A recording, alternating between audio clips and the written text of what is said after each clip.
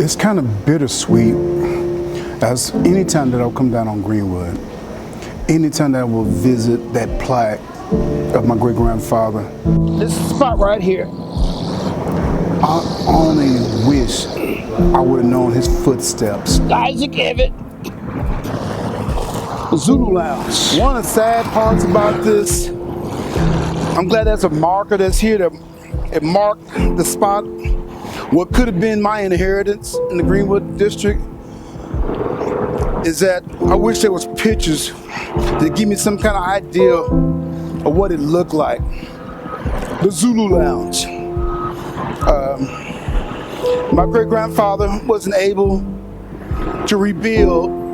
He attempted, but was not successful, and to rebuild his place on Greenwood.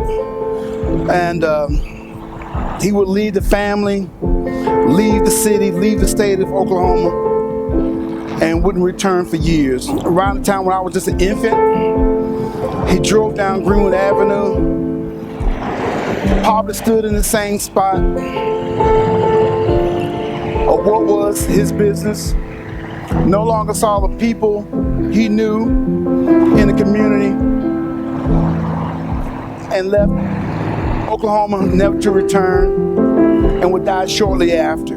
It's such a sad story, and I understand the anger of my great-grandmother and my grandmother and my aunt, who were just so angry, just the thought of what happened and what it could have been in today's times. And so walking in those shoes is depressing, but uplifting. At least he tried. Despite all the odds that were against him, he tried.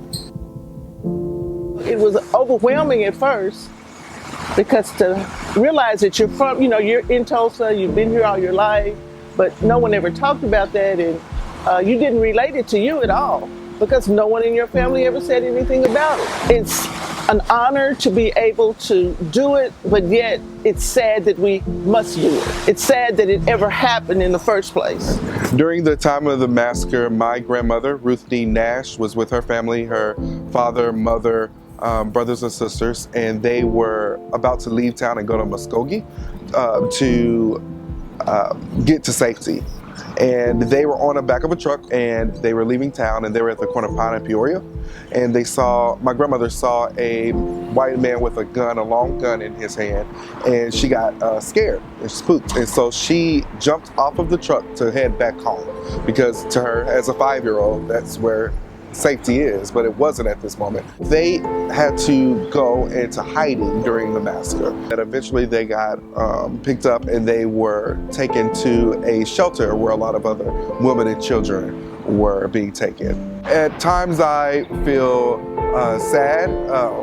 Sometimes when I drive past Peoria and Pine and Peoria, I think, oh, this is what an area that was traumatic for my grandmother at that time, and then for the rest of her life as well. But I also have pride in our people and my culture and my family for being able to overcome such a tragedy. I know that on the day of the race massacre, our family ran for their lives to Golden Gate Park, and then a little further east towards the current day Mohawk Park area for safety, as most of the community had done. However, when they returned, they found their homes and their businesses looted and burned to the ground. It's just a sense of pride for me to know that my family had their businesses. They were very prosperous in their businesses. When I stand there, I think about the strength, courage, and tenacity of not only my family, but the community as a whole.